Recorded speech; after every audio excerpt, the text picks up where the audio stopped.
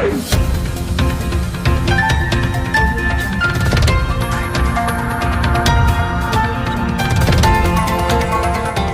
देख रहे हैं मगरा न्यूज राजस्थान, खबरें सबसे तेज। 67 नए पॉजिटिव केसों के साथ राजस्थान में हुए 3127 मरीज, जोधपुर में मिले 73 नए संक्रमित।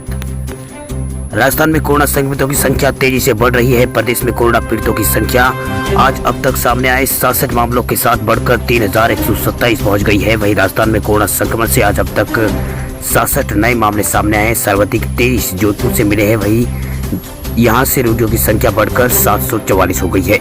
जयपुर में 19, चित्तौड़गढ़ में 9, कोटा में 9, भीलवाड़ा और टोंक में 2, अजमेर में और भरतपुर में एक संक्रमित मिला है। जयपुर में एक साथ 5 की मौत होने का मामला सामने आया है।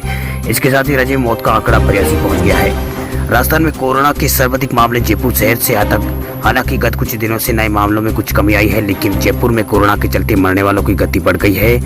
गत 2 सप्ताहों में सहित आज यहां छठा अवसर है जहां 4 से अधिक लोगों की मौत हुई है। सोमवार को 4 लोगों और आज 5 लोगों की जान गई है। इसके साथ ही जयपुर में कोरोना के मरने वालों की कुल संख्या 51 पर जा पहुंची है। वहीं प्रदेश में कोरोना से मरने वालों की संख्या 82 पहुंच गई है। राजस्थान में पहला कोरोना के एपिसेंटर बने भीलवाड़ा में सोमवार को 44 दिन बाद कर्फ्यू में कुछ छूट दी गई, लेकिन मार्केट में इतनी भीड़ उमड़ी जिसे जिला प्रशासन ने लगभग 4 घंटे में ही वापस ले ली। वहीं मुख्यमंत्री अशोक गहलोत ने गृहनगर जोधपुर में सोमवार का दिन कोरोना महामारी का दौर से सबसे बुरा दिन रहा, जहां एक दिन में सर्वाधिक 90 मरीज सामने आए। इसके चलते जहां संक्रमितों की संख्या 721 पहुंच गई, वहीं 2 लोगों की कोरोना के कारण मौत हो गई।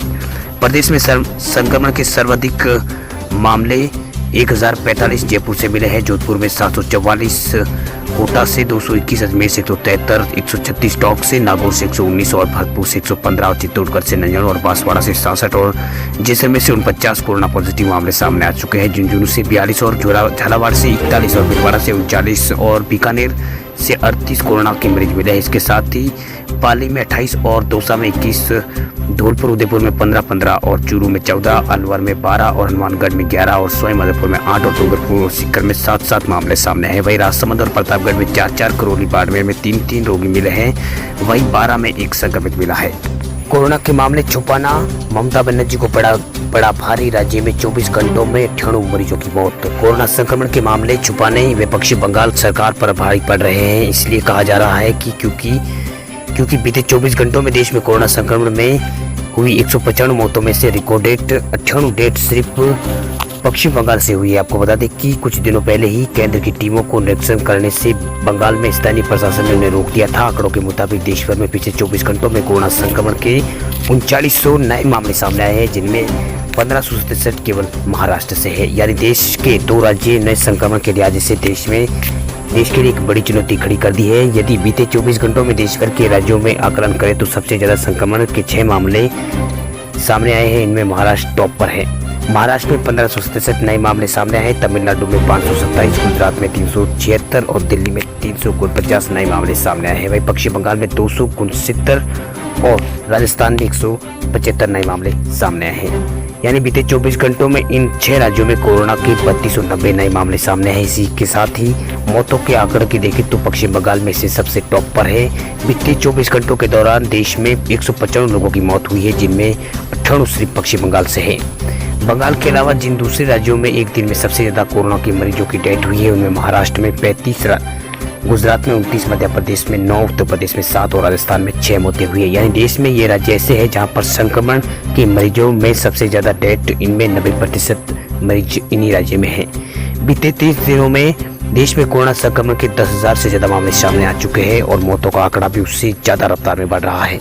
अभी तक देश में हालात कंट्रोल में थे, लेकिन इस तरह की स्थितियां तेजी से बढ़ रही है, जिसको देखकर मुश्किल स्थिति का अंदेशा ज्यादा हो रहा है। इस महीने की शुरुआत यानी 1 मई को देश में संक्रमण के मामले 35,000 पर थे, जबकि मौतों की संख्या 1147 थी। 5 मई को संक्रमितों का आंकड़ा 40,000 पार कर गया है, जबकि 1568 मरीज जान गंवा चुके हैं। जाहिर है कि कोरोना संक्रमण के खिलाफ जंग बहुत बड़ी है, जिससे हर तरह देश में मामले सामने आ रहे हैं। खासतौर पर पश्चिम बंगाल और महाराष्ट्र जैसे राज्य बेहद सावधानी बरतने की इन राज्यों को जरूरत है, नहीं तो संक्रमण की स्थिति बेकाबू हो सकती है। गरीबों को राशन कार्ड और हाथ में पैसा, कोरोना संकट पर अर्थशास्त्री अभिजीत बैनर्जी ने दिए 7 सुझाव। देश में कोरोना का कहर जारी है। संक्रमितों का आंकड़ा 46,000 पार हो गया है। कोरोना संकट से देश की अर्थव्यवस्था को लगातार नुकसान हो रहा है। ऐसे में कांग्रेस सांसद राहुल गांधी इन दिनों देश की आर्थिक हालतों को लेकर विशेषज्ञों से बातचीत कर रहे हैं। इस कड़ी में मंगलवार को राहुल गांधी ने नोबेल पुरस्कार विजेता और अर्थशास्त्री अभिजीत बनर्जी से बात की। इस दौरान अभिजीत बनर्जी ने उन्हें कोरोना संकट से निपटने के लिए कई सुझाव दिए। कांग्रेस ने करीब 27 मिनट तक का एक वीडियो जारी किया है, जिसमें राहुल गांधी और बनर्जी ने मौजूदा कोरोना संकट के कारण देश में अर्थव्यवस्था को सामने उत्पन्न चुनौतियों की चर्चा की। आइए आपको बताते हैं कि अभिजीत बनर्जी ने कोरोना संकट के दौरान कौन कौन से सुझाव दिए हैं।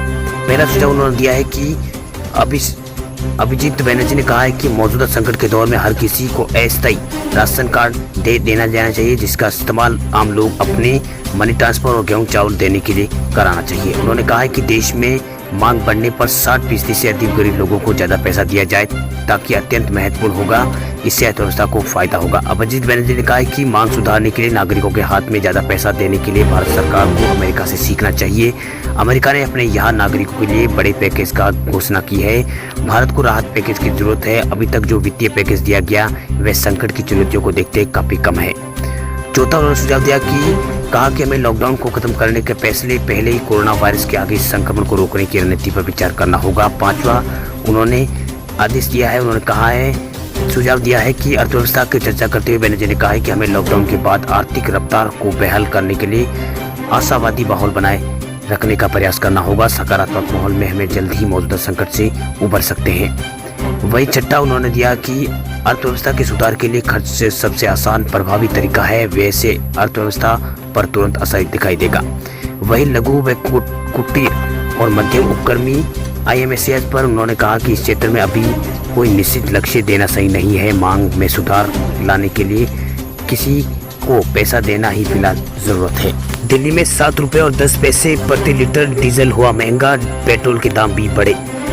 देश की राजधानी दिल्ली में डीजल 7 रुपए और 10 पैसे प्रति लीटर महंगा हो गया है। पेट्रोल के दामों में भी 1 रुपए और 77 पैसा प्रति लीटर की बढ़ोतरी हुई है। दिल्ली सरकार द्वारा पेट्रोल पर मूल्य वर्धित कर यानी वेट में 27% से बढ़ाकर 30% और डीजल पर वेट 16.5% से बढ़ाकर 30% करने का फैसला के बाद राष्ट्रीय राजधानी दिल्ली में पेट्रोल और डीजल के दामों में भारी बढ़ोतरी हुई है। दिल्ली में मंगलवार को पेट्रोल के दाम 71 रुपए 26 पैसे प्रति लीटर हो गया, जबकि डीजल की कीमत 69 रुपए 73 पैसे प्रति लीटर हो गई है। इंडियन ऑयल की वेबसाइट के अनुसार दिल्ली, कोलकाता, मुंबई, चेन्नई में मंगलवार को पेट्रोल के दाम 71.16, 73.30 और 76.31 रुपए रहा। दिल्ली में पेट्रोल बिल्ड ऑफ प्राइस के तौर पर गौर करें तो बेस प्राइस आधारभूत कीमत 27.96 रुपए प्रति लीटर है। इस प्रक्रिया का किराया 32 पैसा जोड़ने के बाद डीलर को 28.8 रुपए प्रति लीटर की दर से पेट्रोल मिलता है। इसके बाद उत्पाद कर 22.98 रुपए लीटर की ओर से डीलर को कमीशन 3.56 रुपए प्रति लीटर और वेट 16 रुपए और 44 रुपए लीटर जोड़कर पेट्रोल की कीमत देश की राजधानी दिल्ली में 71 रुपए और 26 पैसे प्रति लीटर हो गई है। दिल्ली में डीजल की कीमत मंगलवार को 69.39 पैसे प्रति लीटर हो गई थी, जिसमें बेस प्राइस 31.49 रुपए प्रति लीटर और किराया 19 पैसे जोड़कर डीलर को 31.78 रुपए प्रति लीटर की दर से डीजल मिलता है। इसके बाद उत्पाद कर 18 रुपए और 83 पैसे जोड़कर डीजल कमीशन 2 रुपए और 52 रुपए प्रति लीटर है और वेट 16 रुपए और 67 पैसे जोड़ने के बाद डीजल की कीमतों में देश की राजधानी दिल्ली में 69.39 रुपए प्रति लीटर हो गई।